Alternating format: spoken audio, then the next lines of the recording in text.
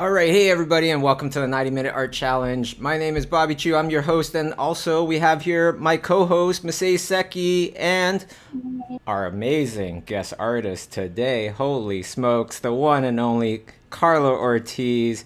Hey, Karla. Hi, Bobby. Hi, Masay. So This awesome to is have you here. exciting.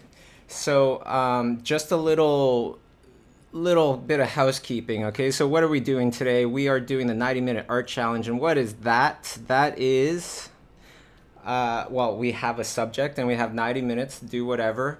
The rules are loose. You know, if you only have 60 minutes, if you want to go on further, 2 hours, things like that, go right ahead.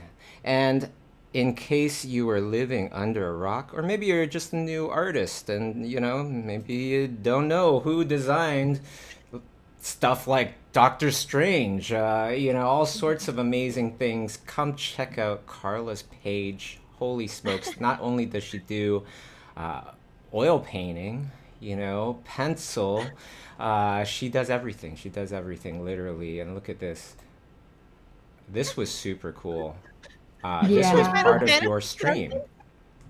Yeah, Uh, I was streaming for a little bit, and I was playing Final Fantasy VII Remake a lot. Super cool. that's awesome. Holy, right? But that wasn't me. Yeah, that's just a screenshot Oh, that's of just a that. screenshot. Okay, okay. Yeah, yeah. Calm down, calm down. I got Okay, other I stuff that I'm hopefully will elicit. I will try to calm. I'll try to calm. This is But this is safer. This is safer. yeah, classic. Look at that. Holy, Mm, mhm. amazing. So that's Cor Cortez art instead of Yeah, Ortiz art. yeah. So you could find her there and follow her. Okay, and Okay. sorry, for the 90-minute art challenge, you could go to tumblr.com and look for 90-minute art challenge, and you can find today's subject. Okay, and we have 90 minutes to paint starting right stinking now. Um, Also, this one is for Monday. Okay, and Ooh. after that, you could upload your stuff to Instagram, hashtag it 90-minute art challenge, and we will find it every time. We will show our favorites. This was cool, Oh, Karla. This cool. was, you know, we take these four images and we have to make something out of it, right? And so these are some of the submissions. Ooh.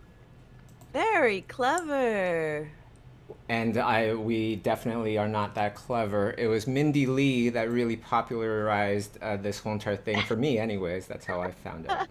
Clever Mindy. Mm, very clever, right? Very fun. And Yeah. it's a very Mm, cool. challenging thing to do if for 90 minutes. This was a previous one, so that was pretty cool. Cute. Nice. Huge. Noah, right Dude, on. that was pretty intense. Yeah, and we have some from today too. Already? Wow, that was fast. Mm-hmm. And then Oh, we have some from previous. That one was pretty good, right? It looks like him.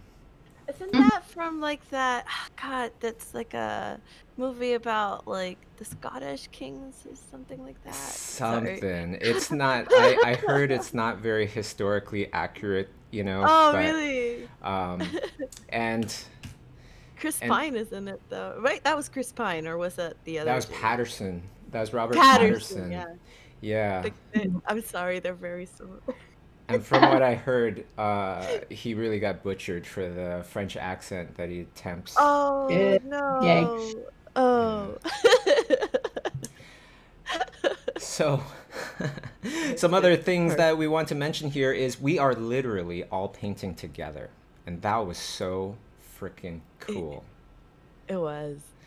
You know, we're I Mhm. using love like Magma Pro to do that, by the way. Oh, sorry. Go ahead, I Carla. no, no, I just especially loved this very early stage of just like watching how everybody lays down their first initial brushstrokes because it's kind of like how everybody builds a house differently. Mm-hmm. Mhm. Even Mhm. though we're still all using the same foundational blocks, Yeah. it was just really, really, really fun to see like how everybody started like more like close line art, like more like shape, more like mixtures, and it's cool. Excuse my alarm. What would you have done differently if you're to do it again? Maybe that could Um, help some people out there doing that right now. Yeah, I think I wouldn't have spent so much time, like, kind of hesitantly or like I wouldn't have spent so much time getting little shapes at the top when I really should have just gotten the whole shape in one fell swoop. Like, the method that I try is something kind of similar to an envelope method or like a blocking method where I'm very conscious of all the shapes that are going on.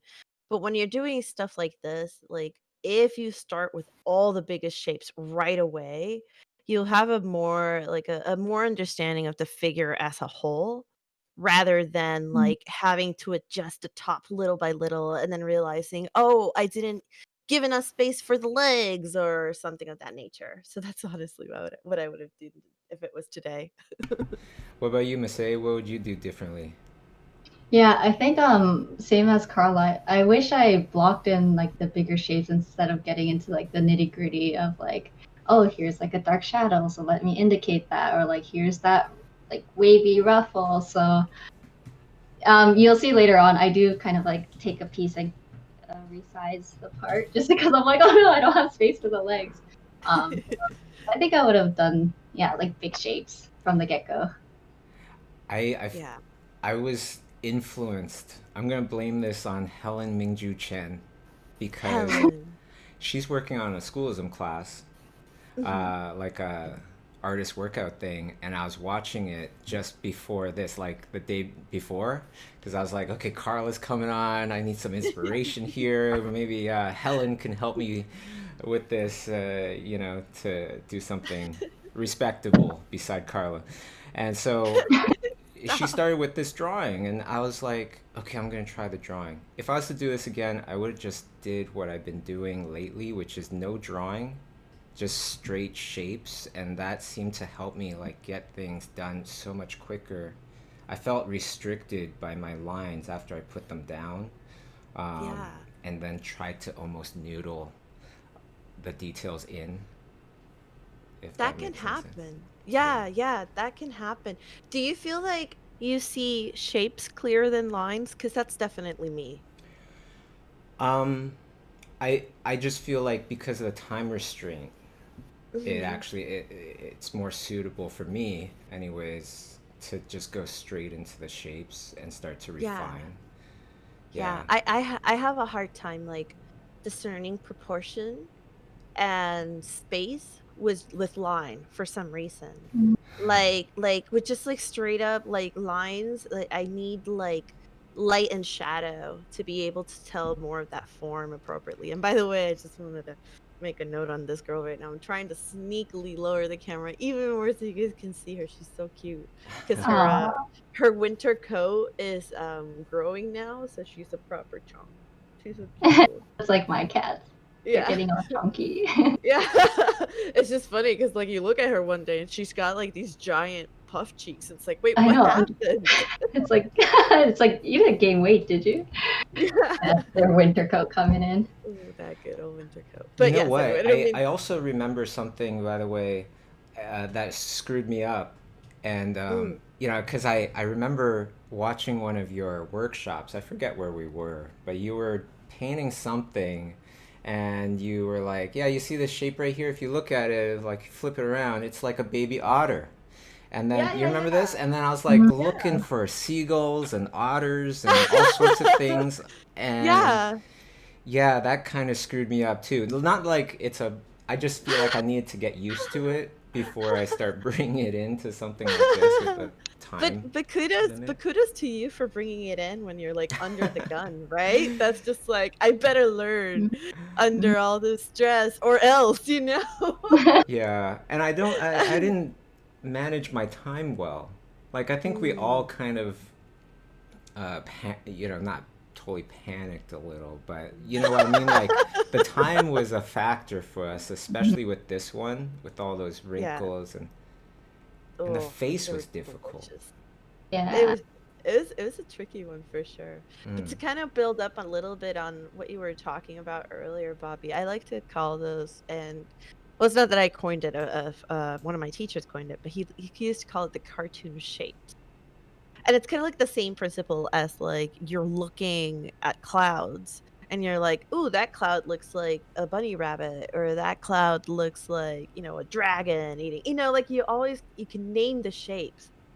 And the funny thing is that when you name the shapes, like you oddly become way more accurate with the shapes. Mhm.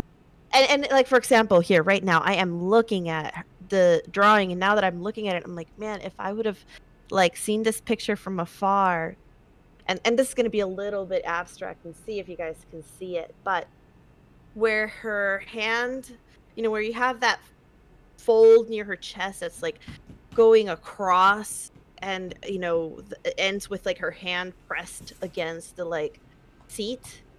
That whole shape, if you kind of squint your eyes, it looks like the head of like a greyhound going backwards shocked. It's all going like, "Ugh!"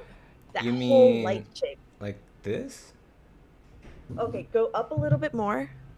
That whole right there, that a little bit upwards. That's the snout. The Oh, yeah, bottom. yeah, Yeah. yeah. So this is Yeah, the that's the nose. snout. Yeah, even Here's where even the area. kind of eye would Uh, be, you mean? Even where her shoulder is, it looks like their ear kind of crumpled up. Okay. oh, I see it. I see it So now. so the funny thing is that now that I see that, and if you draw that exact shape, you're going to be way more accurate than if you had labored through the entire thing. Mm, That's funny. I hope people see it and aren't like, what the hell? I'm going to close my camera because the cat left. It got too hot for go.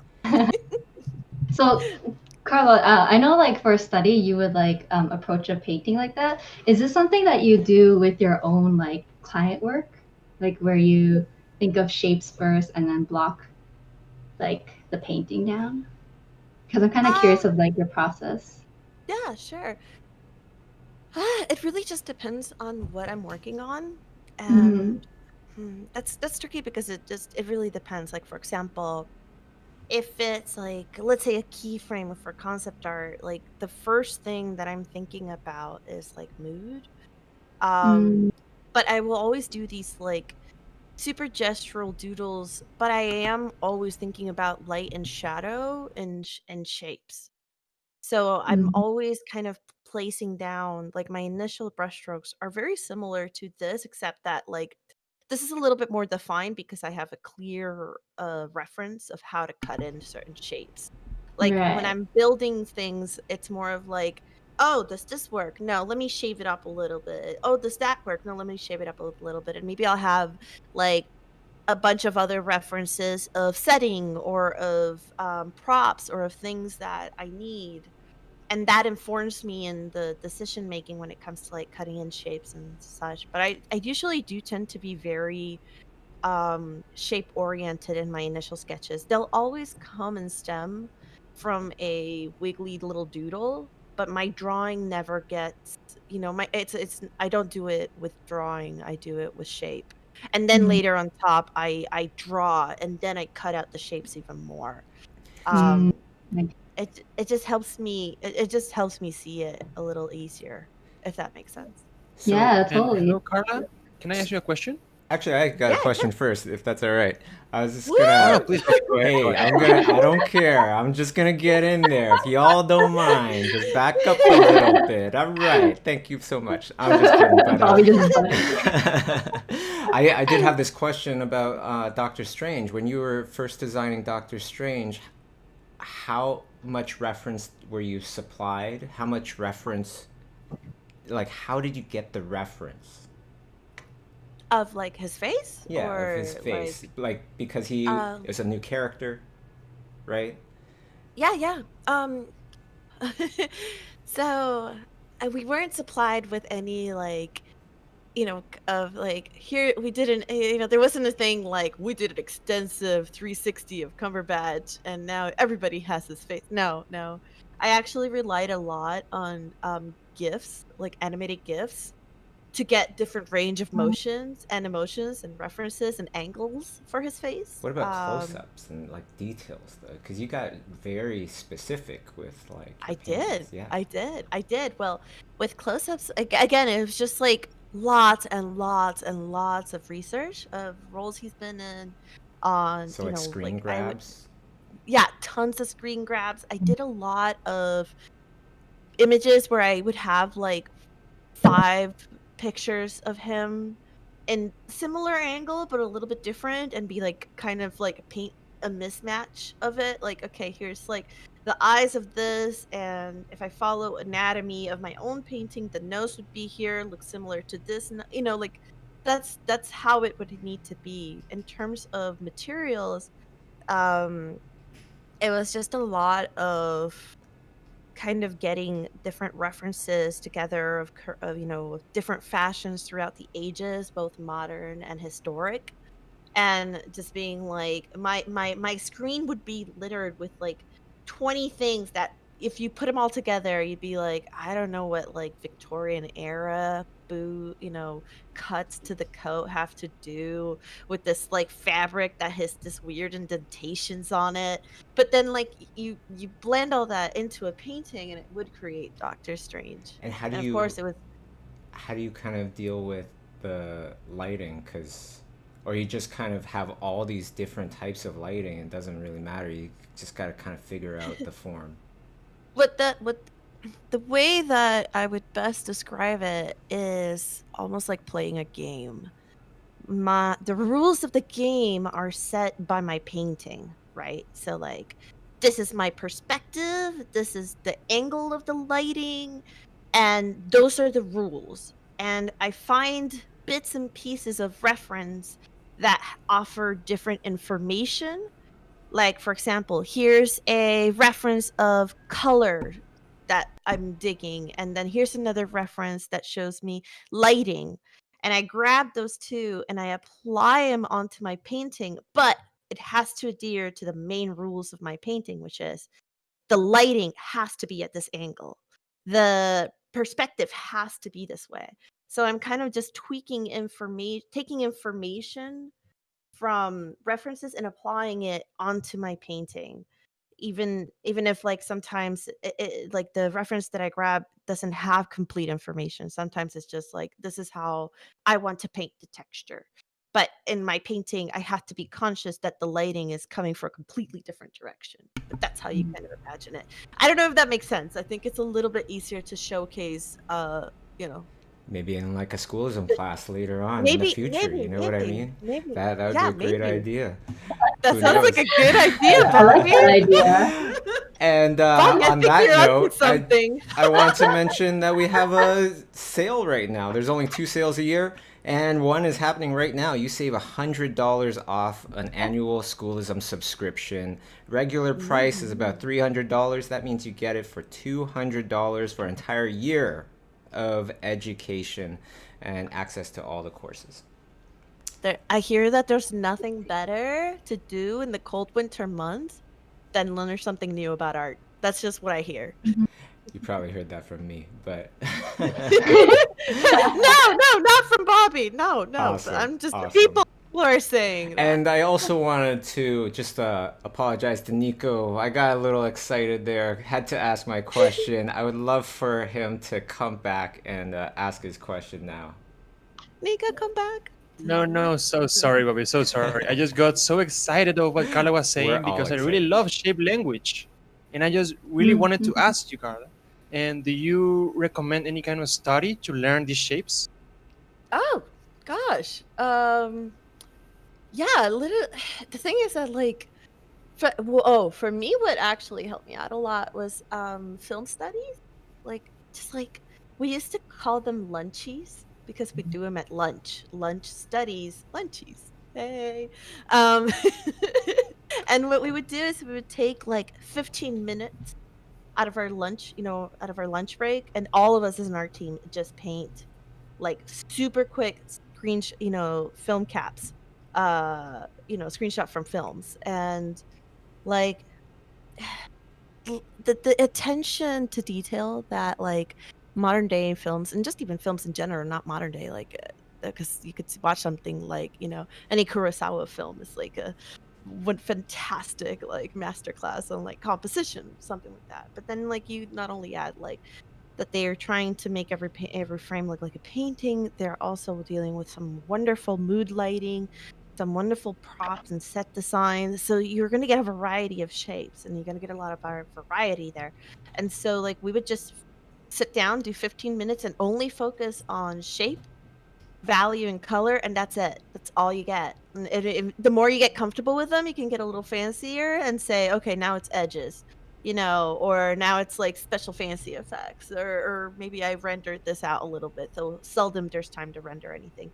But every time I do it, like, it's so helpful because they're quick. They're not supposed to be long or lengthy studies. These are, like, the fast ones that you do a lot and you very quickly start learning not just about the different shape and different scenarios, but also different lighting and lighting that is based heavily in storytelling.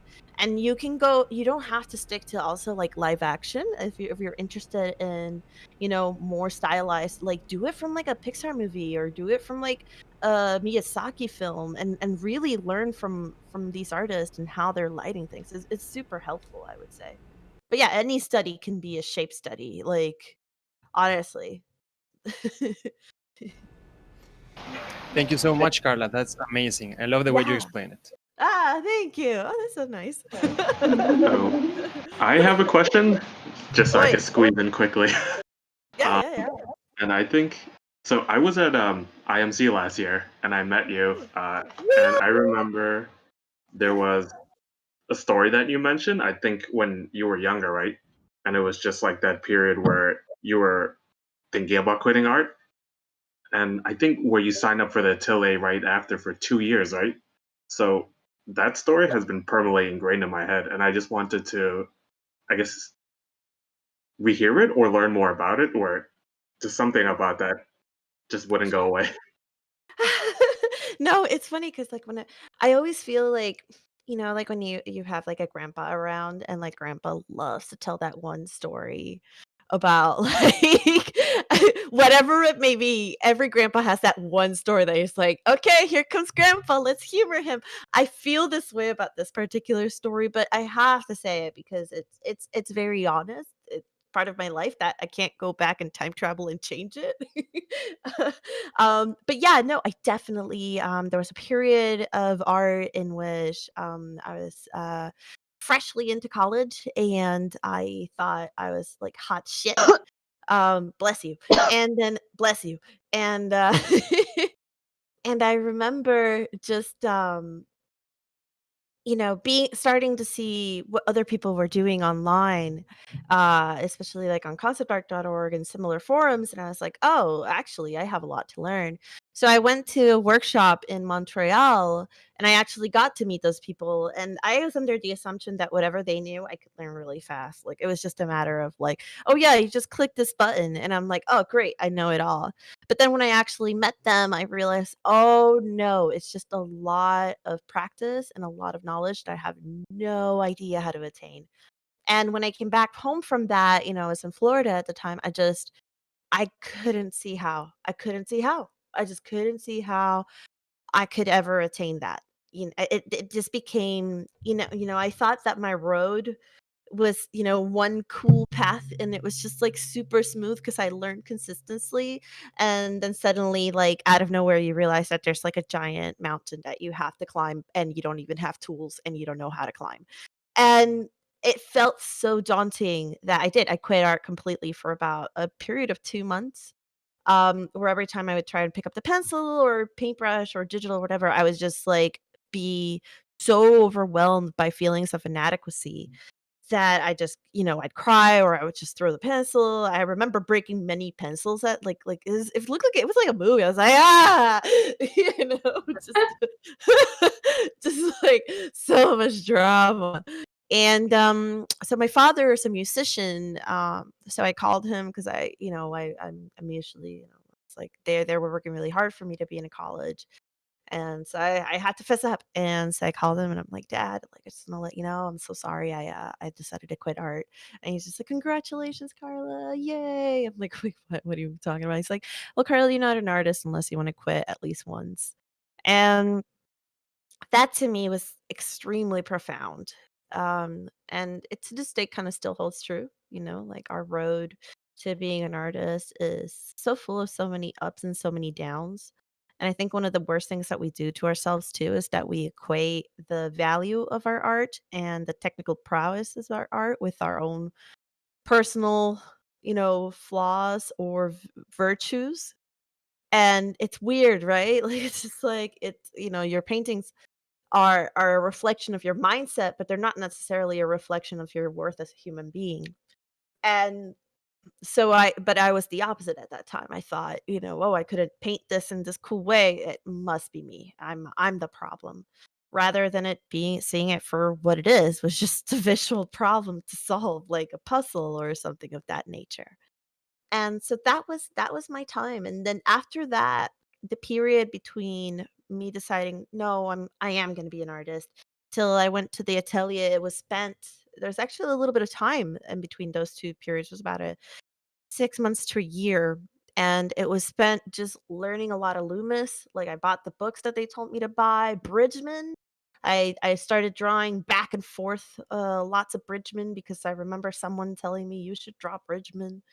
And I was just, like, working like crazy on my own, being like, "No, if this is knowledge that I don't have, then I'm just gonna practice it and learn it and gain it, and if I fail, that's okay, because it's not me failing as a human being, it's just me learning."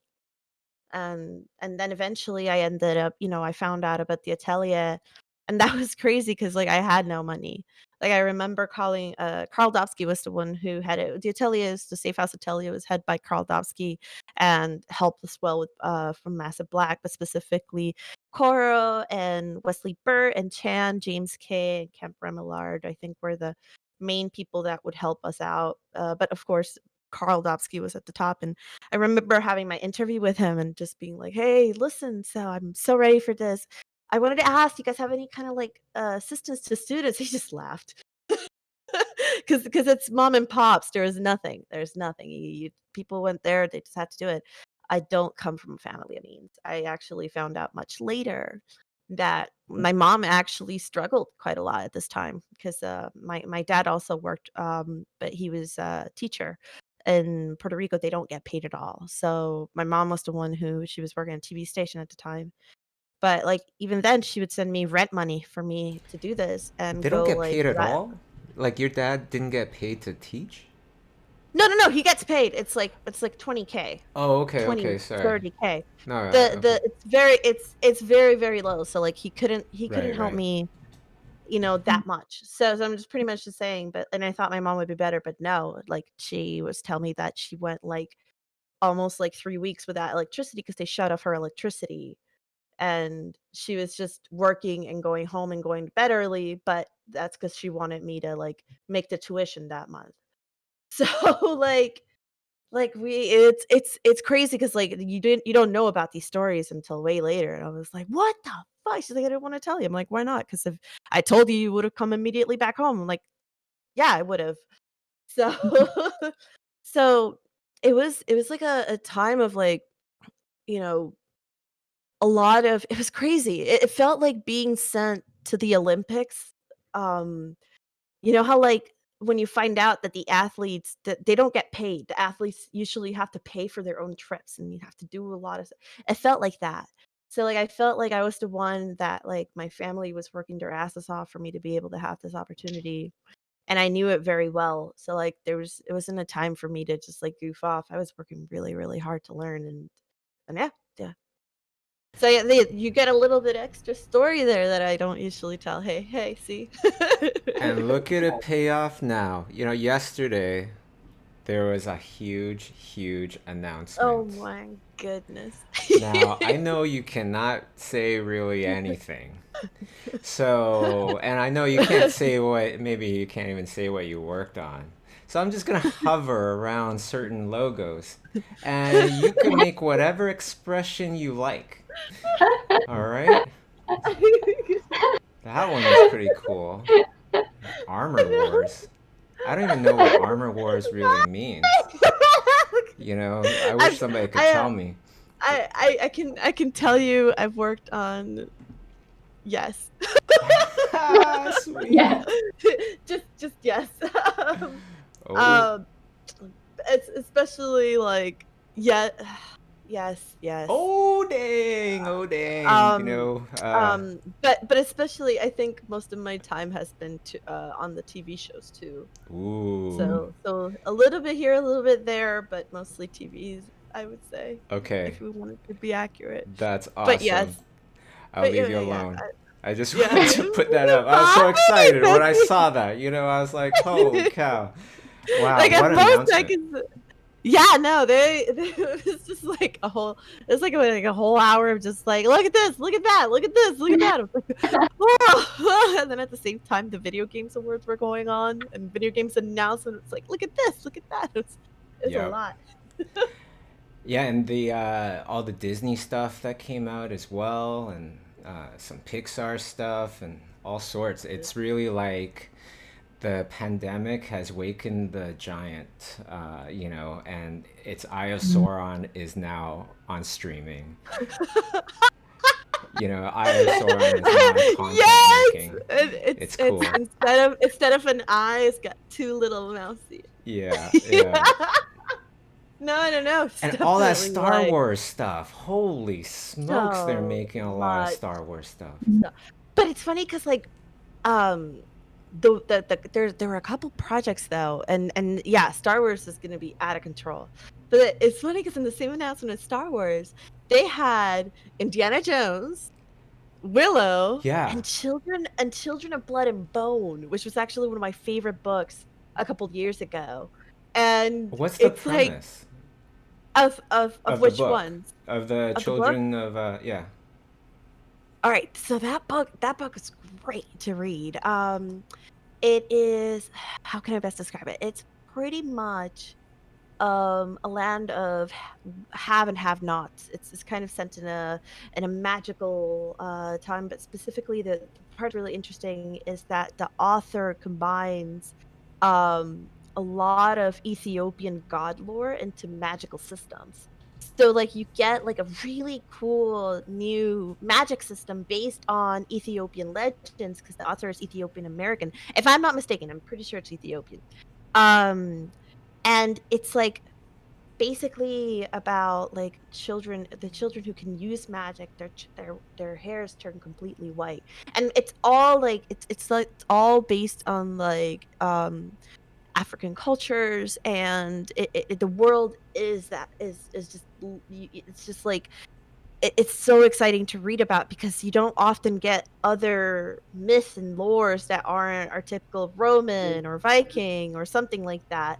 So she creates and weaves this living, breathing world of like Ethiopian legends and turns it around into this fantastic drama of empire, of this girl just trying to survive and trying to like, you know, run away from oppression, running away, suddenly there's just a lot that happens. I'm very hesitant to keep going because Yeah, it yeah. was No a super spoilers for fun book. anybody, but that. It is, yeah, it is considered young adult, Mhm. but I think it's just because it happens to young adults. It's not necessarily that they deal with themes that aren't any less difficult.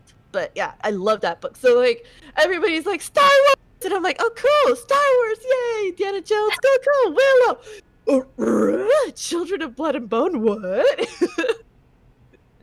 Yeah. Well, I had no idea about that one. It sounds already. I'm like, I love it. Sounds cool.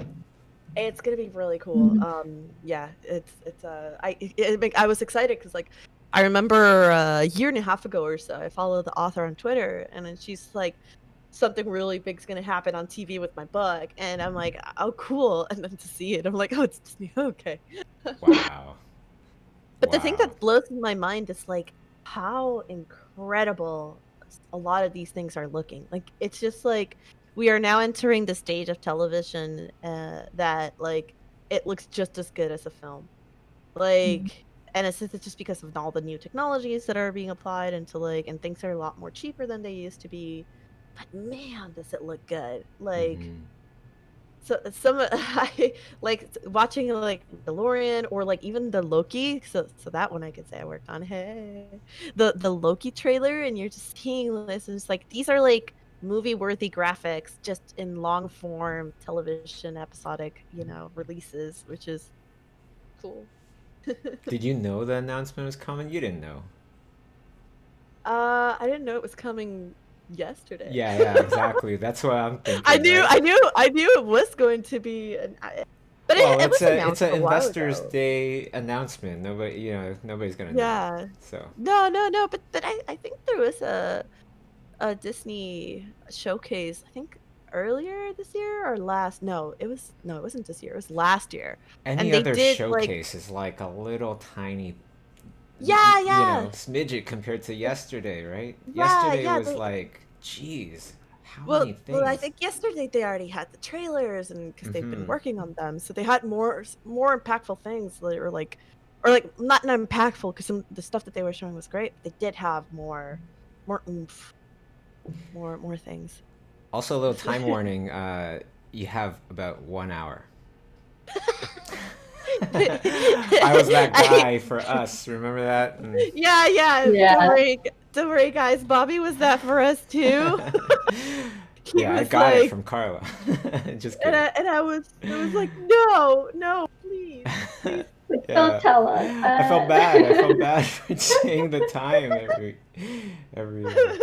So half an hour or sad. whatever. Anyways, I'm I sure love a million people in Discord. By the way, if you go to Discord, you see on the bottom of the screen, you could go to our Discord channel and you could talk with us live. And I'm sure you want to talk with Karla. So, does anybody want to say anything to Karla here? checking out the screens too. Oh, we have one question from Wayne. Sure. Wayne? Yeah. Hey there, Carla. Hello. Thank you for your time. I would like to ask what character he wasn't able to work yet, but he would like to work on the future, like superhero or something? That's a good question. Mm, who would I want to work on? That you I haven't worked on yet, that I though. haven't worked on. Like a If new like Wolverine, does that count as here's an old yeah Wolverine? yeah. Stuff I like have that. Sorry. Okay. I'm no, just it's so excited no for you. no. I think you're also very excited for Wolverine, and we I should explore. am. I don't see it there. I was a little sad. Oh, um, I'm thinking honestly, if DC were just like, hey, listen, Carla, you get to redesign like one of her characters, it would have to be Harley Quinn. I want to try my damn hardest to make her old school Harley Quinn, like her Bruce Timm outfit, work. Because like Harley Quinn in particular is one of those characters that like they went and they were just like, here's this character. How do we like modernize and make her cool? And at the time, I think like Suicide Girls was really like the it thing. So they just made Harley Quinn feel like a Suicide Girl, which fine, but it felt so like far away. It was just like, hey, we have this concept of a Harlequin clown, which is a thing and has a very specific aesthetic. We're gonna grab that and we're gonna completely ignore it.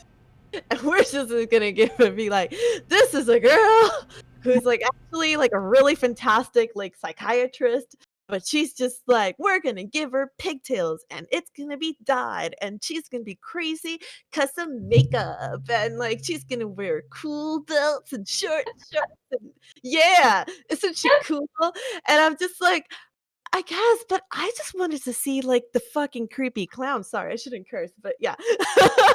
The damn clown. Like I wanted to see her be as creepy as like the Joker, like not like this like sex stuff like icon that like every girl and their mother dressed up as for Halloween, you know? Sorry. Kind of I like a got Christopher Nolan version of I, Harley Quinn, right? I yeah, I just want to try it out. Like, so if DC came to me and was like, "Listen, Carla, like we understand your thoughts on Harley Quinn, and it's not to like throw shade on anybody who's worked on it, because you know we do our best, and like good design is still achieved. It's such a departure from the character, and we hear you. This is DC, Carla. Here, try and see if you can redesign Harley in the way that you imagine her." And like, God, I would love to do that. Like, just yeah, like that'd be awesome. That's who. I'm sorry, I didn't mean to go on a rant there. Love it. Thank you for your answer. I'm just like, ah! I mean, you could make it as a personal project. If you don't have enough stuff to do, you can always do that. Yeah. It's true. No, maybe eventually that could be like Maybe a on your thing I do stream. for one of my streams, right? Where Yeah. it's like, yeah, where it's just like, hey, listen, like we're gonna take a break from oils. Let's design a new Harley. Let's try it out. On that Sounds note, how do exhausting. people find you on your stream? Oh, just like twitchtv.kortizart. Like that is my handle name for Instagram, for Twitter. I joined TikTok. You did? Bobby. I I did. saw that. I saw your Yeah. TikTok. Hey, get on TikTok, everybody. Follow Karla. I'm gonna follow you right now before I forget. It's K Ortiz Art. That's it. Just Karla Ortiz Art. Just like K Ortiz Art. And you can find me streaming. I stream. I do oil streams. We call ourselves the oily fans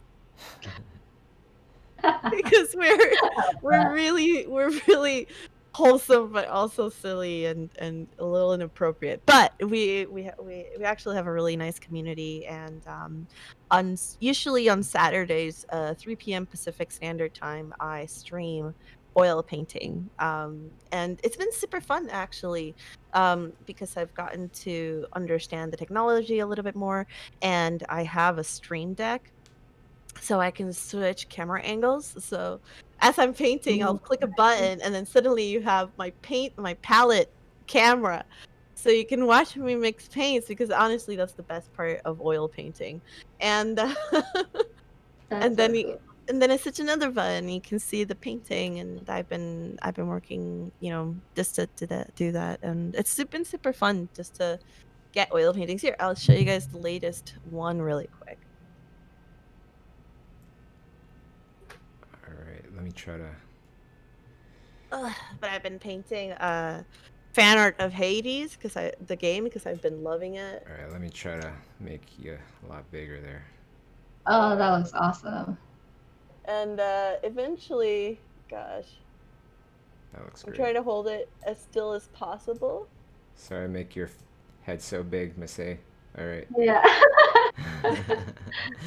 Sorry, I'm trying really hard to make it look good. I know it's like a webcam. It's not very good, but yeah. So I've been painting that, and it's been super fun. Especially because like I'm doing so many different projects all at once. Usually, I have my full time at Marvel. I have freelance. I'm working on the course. So I feel like I'm doing so many things all at once that there's never enough time for me to do oils. But that's why streaming has been so nice, because it kind of like forces me to set time aside to work on it. Because I usually don't do many oils in a year, even though I love it. I usually do it for gallery shows and that's it. But now it's been like a consistent stream of it, and it's been fun. If I could pause time for you right now for 5 Oh. years to do any kind of art that you wanted or learn anything that you wanted, and then we just unpause and you're right back to normal, what would you do? I would love that. Well, first of all, oh my goodness, that would be so good, wouldn't it? Man, I would love to learn how to write and be able to tell stories. Oh, Like, wow. 'cause that's the one thing where I'm just like, I feel like I have so many different ideas, but like when I sit down to actually write it, or when I sit down to actually create it, I just kind of get like this like kind of like hesitant pause. like there's a force field, and the answer to that force field is to just do it. But I don't. I'm just like kind of like, Oh, it's I don't know about. intimidating. Yeah, it is. It's really intimidating. So I bought books on how to write novels, how to write scripts and stuff like that, because I've worked with a couple really wonderful authors and editors. And of course, whenever I work with them directly, the first thing I ask is like, so how do I learn what you know? And so they've given me all these things, and I have them, and I've read a lot of Save the Cat. and just like other I'm in the middle of Stephen King's On Writing, and just like whenever I have a bit of time, I like to learn about how to actually tell stories, because I think that would be fun to do eventually. Like I'd love to write a proper comic book maybe, or a novel or something, and like couple it with like images, and then do the thing where I go pitch it to Netflix and be like, I'm a show creator now. You're in control. Yeah.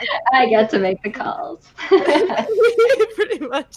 Hopefully. Oh, but I would be the worst boss, because I'd be like, work harder, but only if you're capable and if it's in working hours. And have you had your lunch break yet? Please have your lunch break. Let's go have drinks. Oh, we all got too drunk. Well, what is tomorrow? Nothing will ever get done. Sounds like a You great. could make a story on oils. Oh no! Don't make me do that. That's No, so much 'cause- work. I mean, you're comfortable with oils. You can buy a little, very small canvas and make a story in a field canvas. No. So- Here's why. A lot of that creation, especially like, so for me, oils is where I go. But by the way, really quickly, that is actually a really cute suggestion and would be really, really fun to see. But I like to design things digitally, especially when it comes to stories or designs or something like that. Oils are for finished thoughts and finished ideas. I don't like to explore when it comes to oils, because this is like too much pressure. It doesn't feel like a place where I can actually properly explore. But in the digital realm, I'm just like, oh, I don't like the squiggle. Okay, delete it. Add this other thing. Go. It's like your mind goes at warp speed, and that's nice. But maybe what I'll do is figure it out in digital and then paint it in oils. Ah ha ha.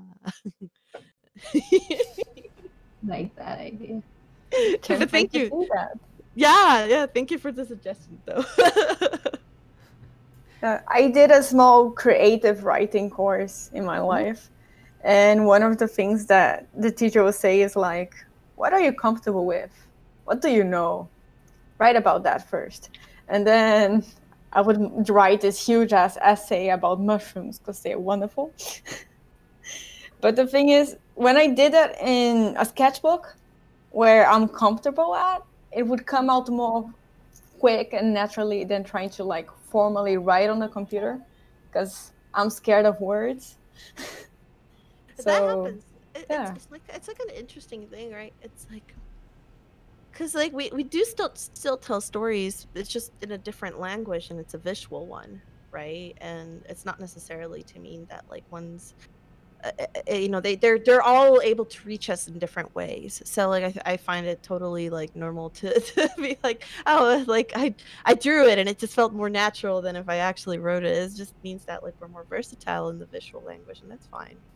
Yeah. I think for me, I just want time. There's like one of the things that's been really interesting in this COVID time is there was a period where I was actually challenged because I still had all this work, and the COVID, like for a moment, everybody, and even still, everybody's like, we're dealing with a lot right now, and being as productive it just wasn't sustainable. And it made me really reflect how I've been running for for a while now, where it's just been like nonstop, go, do this, do that, do this, do that. And I think like my goals in the next coming years is to like, finish the things that I want to get finished. And YouTube, all these things that I want to do and get done. And then I just want to like learn. I also, another thing I want to do is I want to do more pixel paintings. Like I want to do assets and make a cute little pixelated game. My boyfriend is a game designer, and we just talk all the time about like cute little games we could do. Like I would love to do a farm simulator and Victorian era game. I would love to do that. And I even have like a couple chickens animated in pixels. They go like this. They're super cute. And it's fun. It's just really, really fun. So there's like, it's writing, it's making things, and it's just like, it's funny because it's kind of still a lot of different creative things, just like in a different shape. I'd like to get back into cooking more. Cooking is usually my go-to chill thing. I love to cook, man. Like there's a period where I just wasn't, because like everything was too overwhelming, but then Thanksgiving happened. I spent like a whole day cooking, and I'm like, I'm in heaven. It's fun. Sorry, just one was Awesome. like, Anybody? Or actually, No, let's go no. to a couple of the Slido questions since we haven't gotten to any yet. Um, Somebody was saying where to find private personal critique when no one gives their thought on your work. Schoolism or the Discord channel. That's pretty simple. Let's go to something else here. boom, bam, boom, bam. When working with a client or art director, have you ever had to deal with contradictory feedback? If so, what did you do? How did you deal with it? Yeah. And not so much. You know what? I haven't had that happen too much in the film industry. I think it's because there's a little bit more time constraint, and it's a little bit more how do you say it? Well, I just haven't had it happen in film, but it did happen to me a lot in games, where like, I would be working, and then the art director would come by and say, "Oh, this is great," and say this. Then the producers would come by and say, "Oh, cool. No, say this. You should do this." And it became really confusing. But I think that was earlier on when I didn't have a clear understanding of the hierarchy. Like for example, if you work in a game company, it should really be just your art director for the most part telling you what to do, because that's his job, and kind of shielding you away from other disciplines. It's not to say that like a game designer or a producer can't have their say on how they think things should look like, but they're just not trained. And there's a difference between like, oh, I feel this as a viewer, than, oh, you should do this as someone who does not know anything about the craft, but I'm just thinking it should be this. And unless there's good reasons. For example, in game design, if someone's like, oh, I'm sorry, but you need to paint that blue. And you're like, well, that doesn't make it any sense. But then it's like, no, it's an item. The player needs to see it. So outside of functionality, like it really, it can a lot of like certain disciplines need to be a little bit more respectful. So if you're in a place where like that's not as clearly defined, and there's not clear boundaries on which how feedback is given, then I think it's just trying to get to what the actual issue is, trying to play like, okay, like trying to find the root of it. Like, you know I'm trying to think of a specific example. And okay, so this one might be a little crude, but I was working on this game, a Kabam, a long time ago, and I had designed this lady. And like, my art director would be like, well, I think like the people, and would like a little bit more, sex appeal to the character, and so and so. And maybe we could do it with her gaze. Maybe we could find interesting, innovative ways that showcase more character and less of like the usual triggers of like what is considered sexy.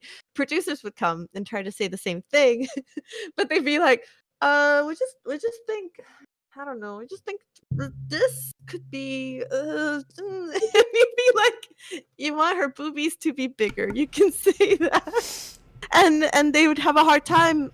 But see, like the difference between the art director was like, it digs a little deeper into what could be artistic, and it gives you something that is actually more alluring than the base, someone who doesn't understand visuals, who doesn't understand things like body language, like lighting, like character, all these things that can make something alluring. And instead they just went for the very basic my basic knowledge says boobies gets the clicks, which is not true, by the way, because we did later on a test about that. Hey, And there speaking of yeah. size of private parts in games, have you started playing Cyberpunk? I love that glitch. Have you seen the glitch? Yeah. I was like, I didn't know at first that you can pick the size of your private parts or whatever, so I was like, wow, what a weird glitch. Why would they even model that? That's so dumb. That's so funny. My favorite thing has been just seeing the nonstop images of the models that they're wearing pants, but their junk are still glitching outside of the pants. So funny. So funny. It's just like you can just imagine that walking. It's like the future. It's gonna be that. Like they're just gonna be walking with their junk out, just like, what's up? So do you think that that glitch did more good than bad for the game? Right? Probably. I don't know. Probably did a lot more good So during like, funny. you know, marketing and stuff, because I didn't play that game. I don't really play games, but it got on my Yeah. radar because of that. Well, you know, it's such a massive game, and they didn't, because they were in crunch mode for so long, they didn't necessarily optimize. So that's how you see a lot of these bugs. Another one that I really love is this guy is like, oh, I didn't know that the bugs would include tiny little trees everywhere. Because like their textures and their models get kind of jacked up. So you'd be Oh. like in a living room with a ton of tiny little trees all over Oh. the place. So That sounds like It's a just pretty super- cool game by itself. You know? You're a Right? giant. I don't see that. That's so cool. But like glitches in video games, like I know it's horrifying for the developers to see because it's like, you know, and as long as it's not Yeah. like game ending, but I love them. They're so funny to me. Like some of my favorite stuff, like for example, when Red Dead came out, and like you know, there'd be glitches where you're riding your horse and then suddenly your horse would disappear, but you're still riding your horse. So you see just this cowboy being like, hey, howdy. And it's just like this dude, like with his legs wide, just going like, boo. Does the horse eventually like come back and then you're riding it again or something? Sometimes so they usually funny. just end up in like a mamble of like, here's the models all blushed together. It's funny. Oh, there's another one I remember, The Wolf Among Us, where like one of the animations got busted and they were having this really serious conversation, but the male lead was dancing like a stripper the entire time. So funny. I know glitches. I know are the bane of like game devs, but I love them. What's more Yeah, I fun, you know, when it premieres, a game that you worked on or a film? Because, you know, Oh. like a game is like you'd spend even more time generally on a game, and you could play the game. You see, here's the thing. So I've worked primarily on mobile games when I did work in games. That was Oh, like okay. what I did. But in the past couple of years, I have worked on some bigger games that are going to come out, I think, next year or the following. So when that happens, I'll be able to tell you this more accurately. Exciting. But I don't know. It was I think Doctor Strange will be hard to top because that was just like so wild. Like you'd walk around and you'd see a billboard and it's like there it is, the thingy, you know, the not the thing, the actor and wearing the things that you designed, you know, or there it is, that character that you've been painting and created and you know, or updated, you know, for a whole year that you were just working on it. There it is for everybody to see. And seeing it move in a film, seeing it live and breathe, and the character come to life, that was really really fun. So yeah, but I'll be able to tell you that more accurately probably like next year. Awesome. Can't wait. Anybody else have a question for Karla? I mean, oh, you go first.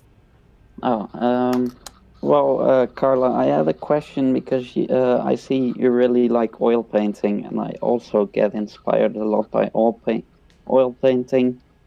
Like, what are your biggest inspirations? Ooh, for oil painting. Yeah. Here we go. This is gonna be a list. Right off the bat, I love Sargent.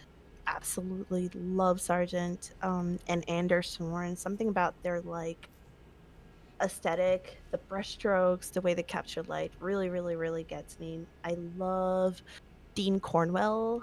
You know, Mead Schaefer, a lot of the American illustrators. Recently, one of my absolute favorites has been Walter Everett. And Walter Everett wasn't very well known because he, he was super well known in his time. He became known as just like horrible to work with because he would like completely ditch deadlines and then fight with editors. The painting was done when it was done, and he apparently like was so obsessed on painting that like he ended up losing almost everything, including his family. So in a fit of rage one night, he burned almost his entire life's work. So that's why there's so very few paintings of Walter Everett, but the few that remain are just drop dead gorgeous. They really, really hit this like wonderful note for me. Gosh, there's just so many. Like when I was younger though, for me also, Jean Jerome Leon. I loved a lot of the Orientalist painters. Um, loved Andrew Loomis. Loved Leyendecker. Gosh, I could keep going. There's too many. There's too many, and that's not even touching some of the more modern ones. I like to focus on the ones that are long dead because they don't like intimidate me nearly as much as the ones that are alive. Because they're dead and I'm alive, and that's pretty like that's a big win, I think, right there. But that's horrible. Also, Well, one of your big inspirations is Jay. You know, Joshua has a really great look that He's is alive like, too. yeah, That's you just want to paint him, you know? Oh yeah, no, for sure. Actually, that's how we started dating. I saw him. We You met on dated your the. model. Tisk I tisk. did. I know. I'm an artist. Cliche. Oh God. I'm just But kidding. inverted. No, it's true. It's true though. You kid, but it's true. No, but he does. He looked. He had a really fantastic 1920s type of look, and I artistically, I'm just drawn to the era. Oh my God, how can I even forget Alfonso Mucha? Like Mucha, when I was young, I was Yes. floored by his like Art Nouveau posters. But when I was, a little bit older, his Slav epic was just fantastic, and I got to see that live on Prague. And oh yeah, no, and it's one of those things where it's like your knees get weak because you're just like, this is incredible. Um, and just like such a departure from his like Art Nouveau, and it's because he eventually felt typecasted by Art Nouveau and was like, I don't want to be known as just this. I can do much more. And he made this like gigantic 20 something painting epic. So So awesome. The Art Nouveau were just like little freelances he did to mhm. get by it. Yeah, no, See, actually, it's that's it's so funny because like if you look at all these artists, like for example, Sargent and Sorn actually really hated doing portraits, especially Sargent. He hated doing portraits of nobility, because he just hated it. He that was his job. He constantly dreamed of doing his own personal work. Him and Sorn, that's all they ever talked about. And like in their interviews, like especially with students, they were just like, oh yeah, like Sergeant had to go to this like super noble's house, but they were exhausting. And one of the things that like Sergeant would do too is he would be really confrontational to them. So they would be like, "Oh, I bought this dress for this thing. It's fantastic. It's tailor made." And he's like, "Yeah, but we're painting a black painting, so you're gonna wear this black dress." you know, like he was just something else. Like people were, and he despised them. He really, really did. But that was his day job, and he got paid really, really well. Like one of Sargent paintings in today's like money would be like about $100,000 to be able to be painted by Sargent. Like that's the equivalent. Um, Wow. or like or for example, Alma Tadema, that painting of all the roses, that painting cost $400,000 in that time. At our money in that time, and he spent like 3 years or so, and he had like fresh roses shipped. Like about 400,000 or so. No, I don't know if it was 400,000, but it was up there in hundreds and thousands roses shipped just so that he could paint them. It is like wild. Sorry, I took over this inspiration art that inspires you, and I did not just like pictures of artists that inspire me, but I actually dug into their lives and found so much cool information that I was like, what? What is your favorite Sargent painting? Ah, Bobby, don't do me dirty like that. Jesus Oh, maybe I Christ. thought maybe you had one. No, I do, but I don't know, man. Sorry. Why do you want to do that to me? Sorry. I like Carnation Lily Rose. It's a really exhausting name by Sargent. It's that picture of like the two kids holding the lanterns across with the lilies. Oh, Like I yes. love that painting so much. It's like every time I see it, I'm like, hot Gorgeous. shit. Yeah, it's gorgeous. But Sargent has so many paintings that I'm like, damn. Sargent and Sorn and I'll put it on so many screen. others. Well, thank you very much for answering my questions and also This is for the like one, the right? great story. Yeah, I was like, here's sort of my answer, but here's this other longer story. And this But is yeah. the Carnation Lily Rose that Karla was talking about. My favorite is this one, the Hermit. by Oh, hell Sargent. yeah. So cool. Just because Yes. of the pace of the storytelling. It's like first you're like, what? Then you're like, oh, and then you're like, oh, and then it's just fun. Yeah. See, stuff like that was the stuff that Sargent wanted to do all the time. Something else I want to mention, Karla, is like there are a ton of people painting our challenge right now. So maybe we can kind of drop in and take a look and take a peek at everybody's work. Let's do it. Let's do it, Bobby. This one is not coming up. Oh, shoot. It just came up and I just clicked it off. Darn it. Well, I hate it when that happens. I know. And now it's doing it to me again. But it will pop up. It's coming, I think. I'm this looking one. at them. In the meantime, I have a question also for Karla. Hi, Karla. Yeah. Hi. Hi. I was wondering, do you ever get like nervous or feel pressured when you paint like these very much iconic characters? Look at this one. It's a Well, robot. Sorry. there's like a yes and a no, right? Like I take very seriously the love that people have for these characters, because it's like almost like I want to be respectful. Whoa, that's so cool to see all the different. So sorry, I'm like woo, but I want to be respectful to the source material, and I want to be respectful to the things that make the character feel like the character. But past that, I can't let that get to me, because I feel like the more you get scared of something, the less successful you'll be at painting it. Like, or whenever you say to yourself, "Oh, this painting's really important," I'm gonna make it define my career. That's the worst painting you'll make in your life. I guaranteed. So how do you manage your nerves, maybe, or what do you say to yourself?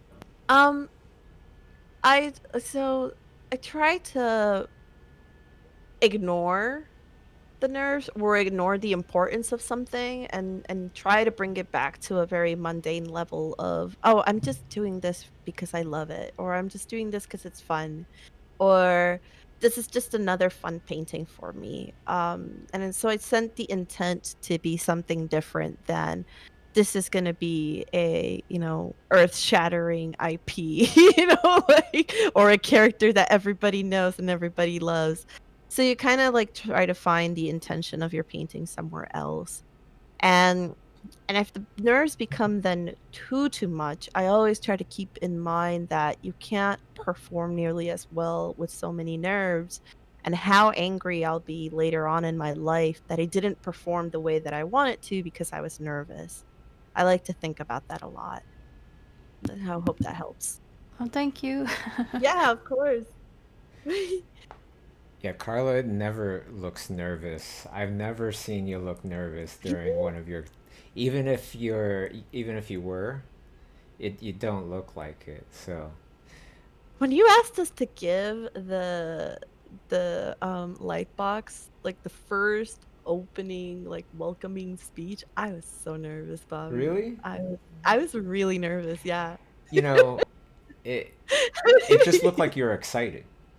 Yeah, that's the Yeah. thing. It should. That's how I show. But I do get nervous, and it becomes really real for me. Like I actually get like the butterflies and stuff like that. But like Mm. I try to do the things that make me nervous anyway. You know? Also, if people like stress, do I have an activity for you? Next weekend, next Friday, we are going to have the very first Jolly or Holly Jolly Paintathon, 24-hour paintathon on Discord, where we would collect into groups, 5 to 10 people in a group, and all painting one painting together. So, one can go to sleep, the other one keeps painting, the other one goes to sleep, and so on and so forth. And in 24 hours, creating a painting together. And it's going to be so much freaking fun.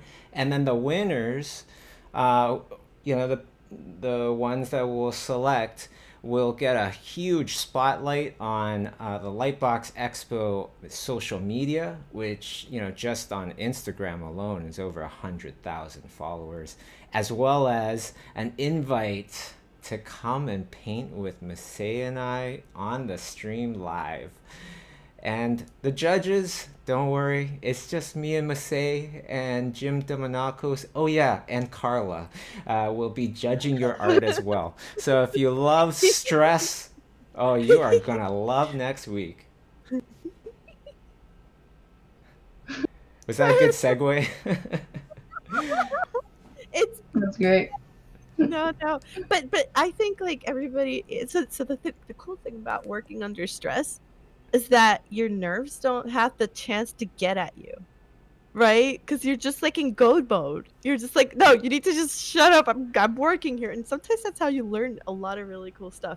Plus, how cool is that? It's almost like a cool like roller derby type of race, or like one of those like 24-hour races where people go across the country in the car and they pick shifts. That's so cool. Yeah, and stress is something that some artists need. It's just you just can't have too much of it, like coffee, right? Like you have the right amount, and it could be effective. Too much is just crippling sometimes. But practicing dealing with it, that's a thing that a lot of artists need to get used to, because especially in entertainment, right? It could get kind of stressful with deadlines or painting with somebody. What was your very first experience, Karla, working with somebody that intimidated you because of how awesome they are or how much you looked up to them? Oh my god. There were a lot. Or a I've project. actually, Maybe it was a project. I think my first couple projects at ILM was when I was like extremely nervous, because I was working in the same room as Ian McKegg, as Ryan Church, as Christian Alsman, as like Eric Tiemens. There's just like a list of like all, Doug Chang's in the corner, and this list of all the heavy, top ILM people, the heavy hitters, and then there's little old me like. and Can I yeah, bring up that something can else push though? it.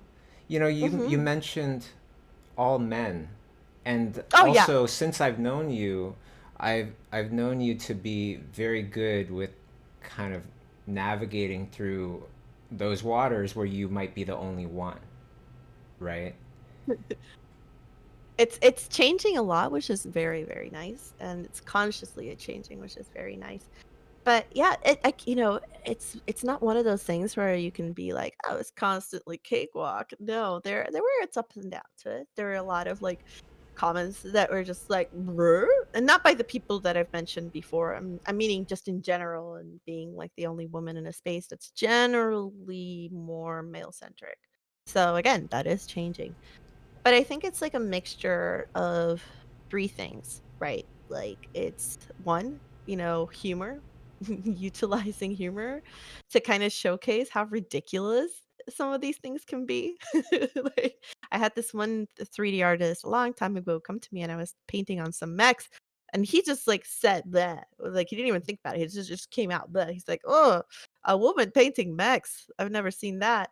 I just like and I looked at him like, "Yes, I only paint kittens and puppies frolicking around." That's all I ever do. So yes, this is quite a leap for me. My goodness. He just like looked at me like I was a jerk, wasn't I? He just started laughing. And then I would just go by him and just be like, "Oof, a man painting a gun. I've never seen that before." Damn, Kurt. Like, yeah. So like, sometimes understanding that like certain commentary isn't done maliciously. It's done just because our culture as a general kind of sucks about these things. And like using humor to eliminate that. So that's one. The other two is education, right? Like sometimes that requires, when the conversation is correct, let's assume that the guy was like, "Wow, I'm really sorry. How can I be better about this?" Then you can start educating and being like, "Okay, well, we are both humans." With varied interests that can, that have nothing to do with our identified gender. And and yeah, it's very basic. So sometimes that can happen. And then there's the more extreme, like when because I have, had more difficult sections where it's just like, "Oh, this can be borderline harassment," where then you have to like, stand up, and if you're able to, because I know some people necessarily aren't, but just be like, "No, this is not okay." And I've had to do that with people before, and games very early on in my career, where it was just like, "What you just did is not okay, and you can whine and you can cry about it, but if you do that ever again, I'm going straight to, HR. If HR doesn't listen, I'm going straight to the police. Like whatever I can do to make you to stop, because now you've crossed friendly, like, oh, I did this not knowing, into, oh, I'm malicious and bad about it." Then that's when you're just like, "Nope, nope, nope." And I think things have changed though. Not completely, but at the very least, like people are more conscious of more of the, you know, like of like the difficulties that women face in industries. And I think especially as the culture changes and as more of us come into the industry, starting to advocate for a more egalitarian industry that is safe for people, so that like when they go to a convention or when you're starting out in a job, you're not singled out because you're the first one there, and creepy shit doesn't happen to you because you got people watching out for you. At least that's the goal. And you got But yeah, trailblazers ahead of you that blazed that trail and, made light of those things and, set things straight for people, educated people. I'm talking about Karla, of course. How about some fire emojis in the chat there for Karla and all of her trailblazing? Oh my goodness, for everybody. I think thank you, but I think like I also don't like.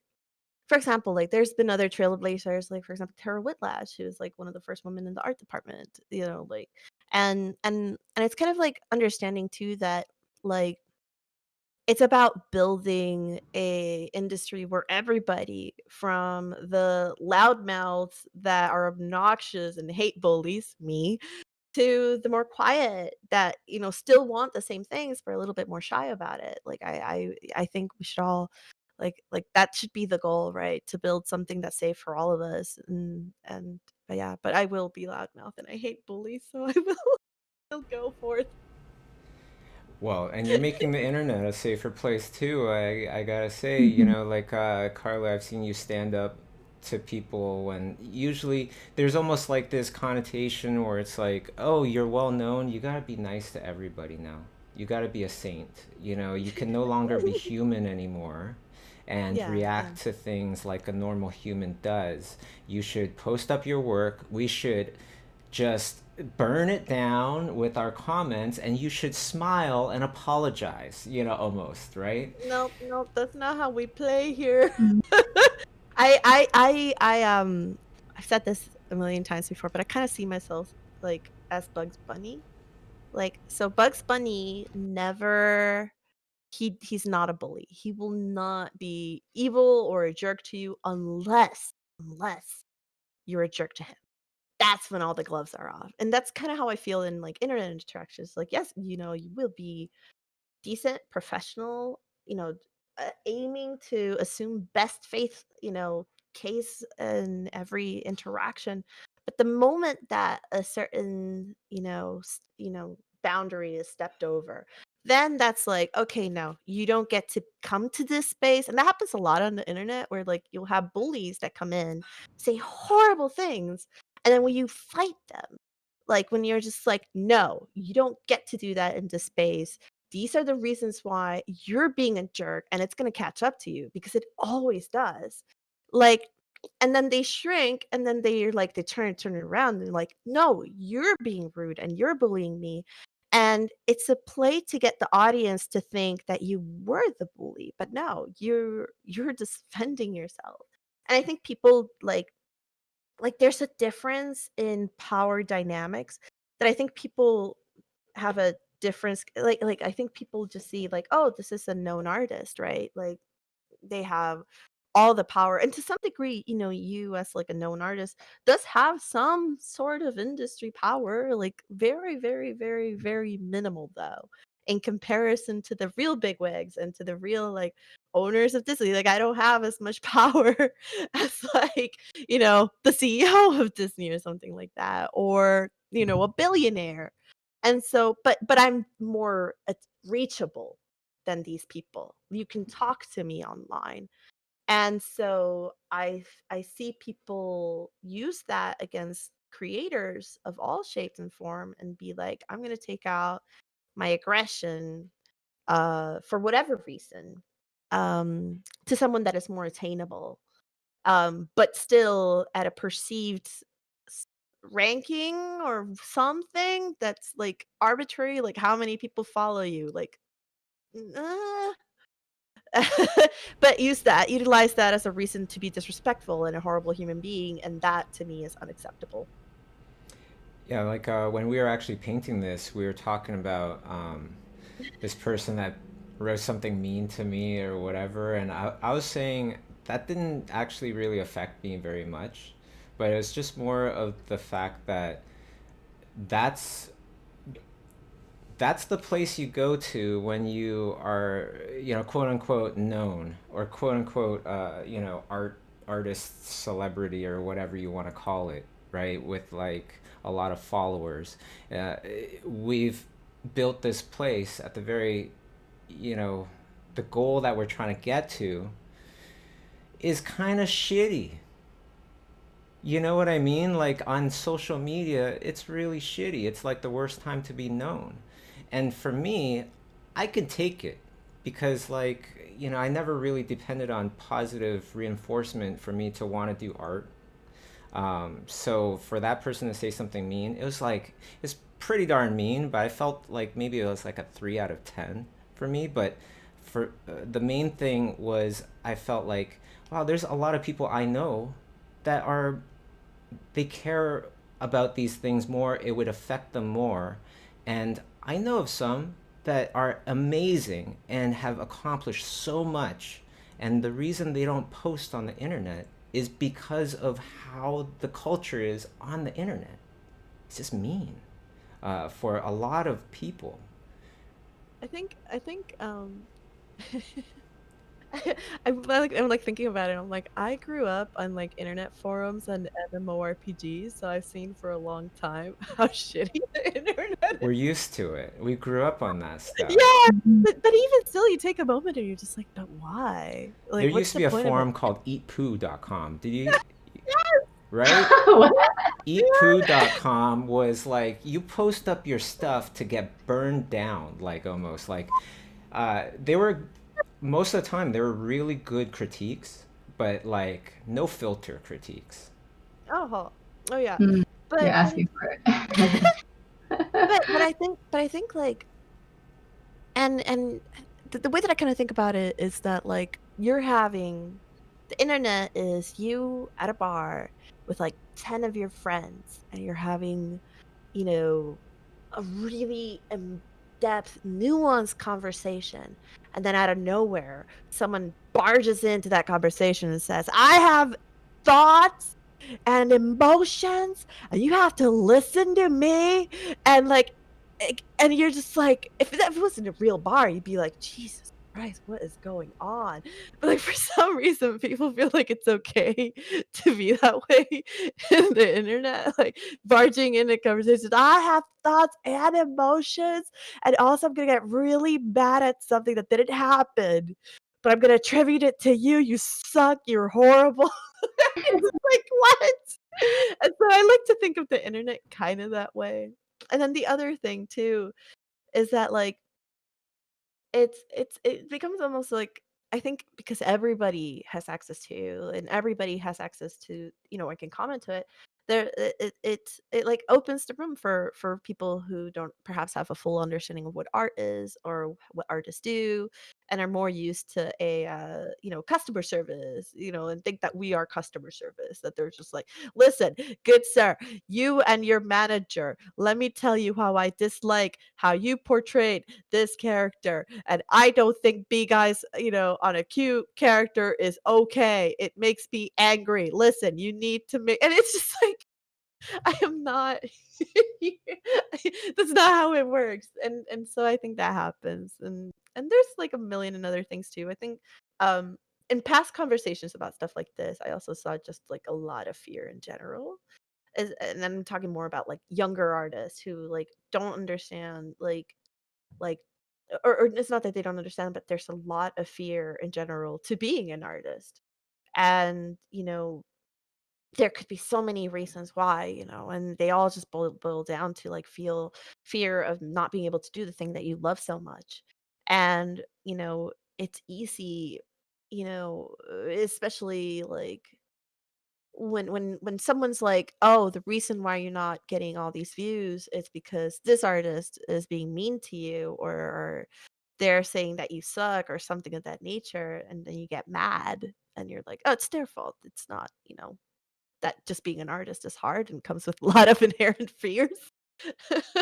So, I don't know, there's so this is such like a nuanced conversation with so many, like, reasons too, but yeah, the only thing I could say is just please do not be a jerk online if you wanna be a part of this industry, just don't. So many people are doing it, and you're just like and you see the real life ramifications. And you're like, "No." The way that I would describe it is, like that meme where it's like you sowing, haha, yeah, hell yeah, and then you reaping, oh no, no, this is awful, no, like that is being a jerk online. Don't just be a good human. It's more sustainable anyway. Like being angry online, like unless like it's like well deserved. Like here's this like big creator who said some really horrible like homophobic or sexist or racist things. You know, then that's just like okay, no, because that's not the industry we want. We want something that's egalitarian that brings forth many different people that has justice and restorative justice in it.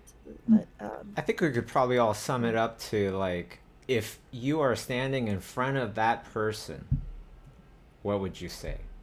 Right? yeah, Because if yeah. they are a jerk, if they are racist or something, you would totally say the things that you would tweet or whatever. And if the person was just an artist, minding their own business, painting, you probably wouldn't say the things that you tweet. That'd be super funny though. No, I've had that. I've had that, Karla.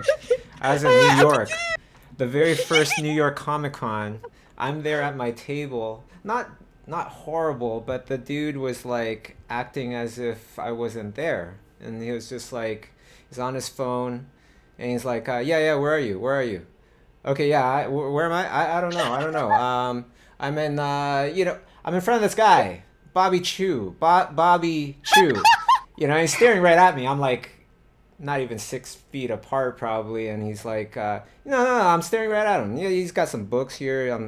I'm flipping it through his. No, I don't know what this is. It's just some art. I'm like standing right there, and he's having this whole conversation. That's That was so fun. fun. That was fun.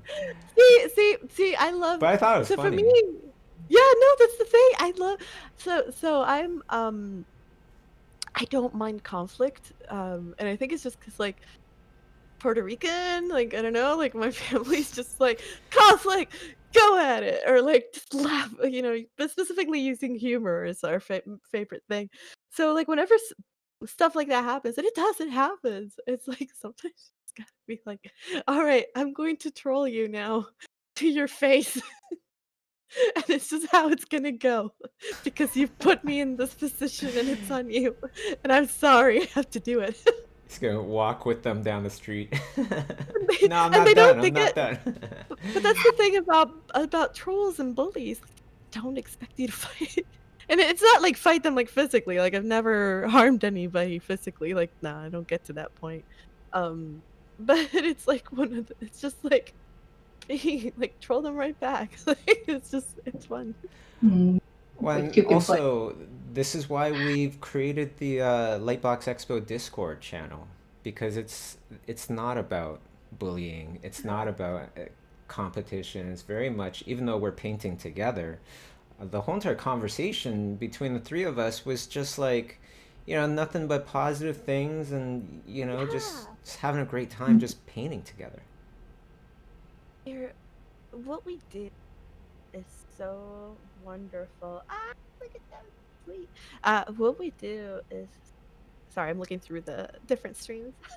What we do is just so wonderful, and like one of the things that blew my mind, I think last year I saw there was a neuroscientist. He was studying something called neuroaesthetics, seeing the effects of the brain when watching artworks. And he found out something kind of extraordinary, that like beautiful, truly beautiful paintings created dopamine, pretty much created happiness.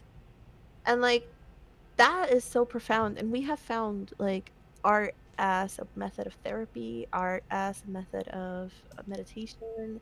And it's such a generally positive, wonderful thing to do that like, but it's also so humbling too. Like it's impossible to like get an ego over it because there's just so much to learn and so much to find out about it, that like there's just no room for being a jerk. Like how do you go from like the most positive, beautiful thing you can do, which is like an expression of time showcased through your visual, unique perspective of the world, and humble that like so much to know, and then find the time to be like, hey bro, you suck, there's no there's no space for it, and it's unsustainable, and eventually that's the thing that sucks, it eventually does catch up to you, and it has. Like so many creators in animation and comic, like just like I think even just like this year and last year have been just like railed because of their horrible treatment to others. And it's it started out with like horrible treatment towards women, and I think eventually it'll be like horrible treatment towards people of color, and horrible treatments to then suddenly everybody. Like there's no reason to do that, because the act of creation is just such a wonderful, joyful thing. And yeah, sorry, I went on a rant there. I'm just like, be nice. Be sweet. No, totally. And every time you dog a movie, you're dogging like a lot of people and their efforts and things like that. And and I think like there's like a good balance of things, right? Like it's not to say that like you're not allowed to dislike things. Like of course, like there's movies that I'm like, I know the people that work with you, I don't like the story, but it has nothing to do with your artistry or all. It's just how it is. Sometimes that's just taste. But then to go a step further and like tag them and be like, you suck, I'm sending death threats, I'm sending all these things, then that crosses a line that's like, no, no, no. Yeah, And I just have like a really soft spot for like people struggling or people that maybe quote unquote failed at something. Like when all the backlash was happening with the first Sonic. Remember that? yeah, That design, and it's just like, I get it, but I just feel horrible for that person, I just feel horrible for whoever that person was that took the direction and tried to do their best, and yeah, of course. And like, yeah, I think like there's room for improvement. But with the Sonic one in particular, I remember reading reports that the animators, that the one that they went with was actually the one that the artists, including the animators, wanted. But it was a producer that was like, let's go this yeah, direction instead. right, because it's not our decision. Like, we give Exactly. suggestions and stuff. Like Jar Jar Binks, like Terrell didn't design the Oh, character or like how he's gonna act, right? Or his yeah. voice or anything like that. Her drawings of Jar Jar were beautiful Oh, they were so gorgeous. Oh, God, imagine Turl in like the social media. If that had happened back then. today, Oh, it's oh, they get that's the what's they thing. We call it? gotta make Yeah. the internet, for the art community at least, like a safer place, right? I think like for the most part, the actual like the art community, man, they're chill people. They're beautiful. I think it's just like understanding that there will always be trolls that aren't necessarily a part of your community, or if they are a part of your community, they're very confused about what the community actually is. But they try to be the loudest minority in the room, the jerk minority. But because they're the loudest, it gives you the impression that they're the majority when they're not, you know? Well, this is the thing, So you I spend. hope. Well, it's like you could say, hey, that bed was actually 99.9% feathers. It was just that one nail. Just ignore it. It's all good. It's It's mostly true. feathers. It jabbed you in your neck, but you were fine. Yeah. Like Yeah. I just try to, like, and some people it'll hurt more than others. That's my main thing, and it's like I just know that if the internet was a nicer place, we would have way more incredible artists, showing their stuff. But that's also a reminder too that the internet isn't everything too. Like a lot of there's so many amazing artists that like you just get to work with in the industry that have no presence whatsoever in the internet. Yeah. But they're still like, my goodness. Like there's like this one guy I worked with a while back at Kabam, Jason Courtney. He's working like DreamWorks, EA, like he's worked everywhere. The guy was amazing. All he did was paint and drawing. He has absolutely no online presence, but he will never be without wanting work because he's just that incredible at what he does. So, I think it's just one of those things where it's like, I hope that like the internet can be a really wonderful place. It can be a pretty horrible place. But it's also not a full picture of what being an artist is, or what being an artist in the industry, or even what the industry is. It's only a half picture. So yeah, Absolutely. party. And with that being said, we're at a time. We're all done. Last Oh, comments on Bobby, our work. damn. How about Yeah, that? Bobby, you sped that up on them. You didn't give them warning. You were just Well, like, you're telling stories and stuff, and it's all, awesome, and Yeah, it's amazing. you can interrupt. I didn't know how to kind of cut in. So that's my little segue here. Sorry. Can we do some final comments? What you would have, how you think about the art, and what you like about it, what you thought, maybe wasn't as successful as other things, and how you might have done it differently. Talking to me? Anybody? Why don't we go from, from left to right? We'll start with Masay. I can't stop looking at Carla's. You've done it so beautifully. And but for mine, yeah. If I were to comment on it, I'd love to kind of like try Carla's approach and do more bigger shapes and especially getting the whites. I feel like I missed that mark. So, but it was a fun subject. Hey, thanks for choosing this reference, Carla. This was awesome. I probably wouldn't have chosen this one if it weren't for you. I looked at the packages and I'm like, wow, these are all great.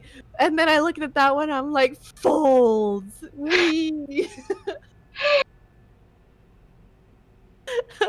Okay, so yeah, it was really fun painting alongside of you guys because I would stop midway through and just see how everybody was doing and the different approaches, and it was just like, oh yeah, I remembered myself. I should focus more into drawing, or oh, I should start painting this area. It was almost like a fun reminder.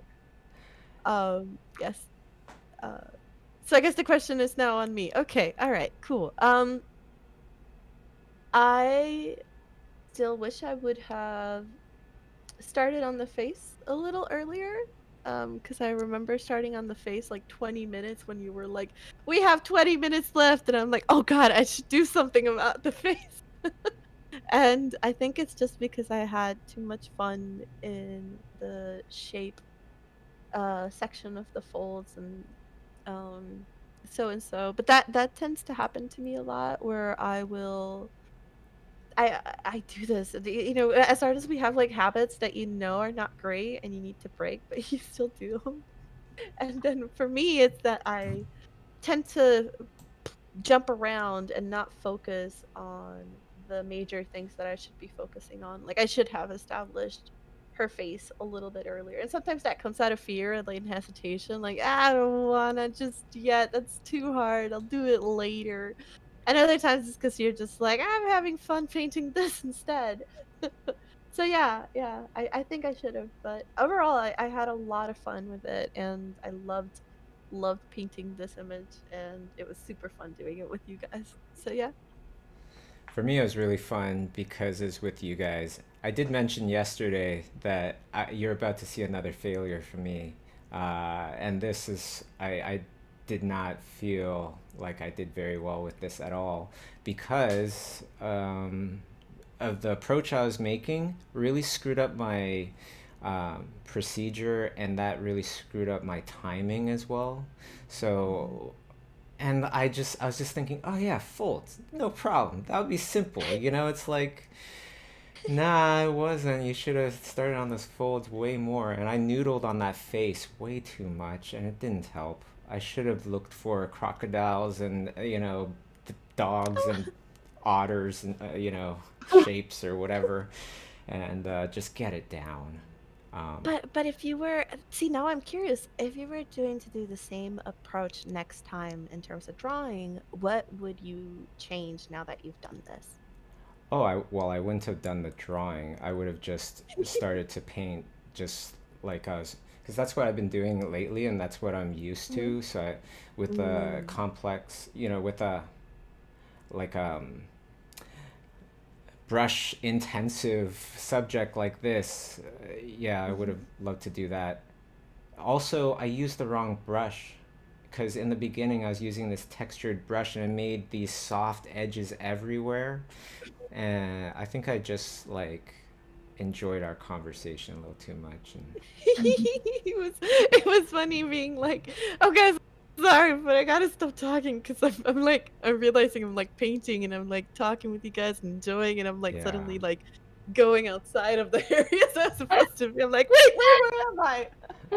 But that's also the joy of painting together. So there you go. It is wonderful. All right. Well, I know that Karla is a busy person, so I just want to say thank you to everybody tuning in, everybody in Discord, all the mods in Discord. Thank you so much, everybody. Thank you to Jamie. That's always super helpful on Facebook and YouTube streams live. And, of course, my co-host, Masei Seki. And then the biggest thank you goes to our amazing guest, the one and only Karla Ortiz. Thank you, Karla. Thank you for joining us. Join us on Monday for another stream. This one is an environment with Masay and I. All right, everybody. Have a wonderful weekend, and we'll see you next week. Bye, guys. Take care.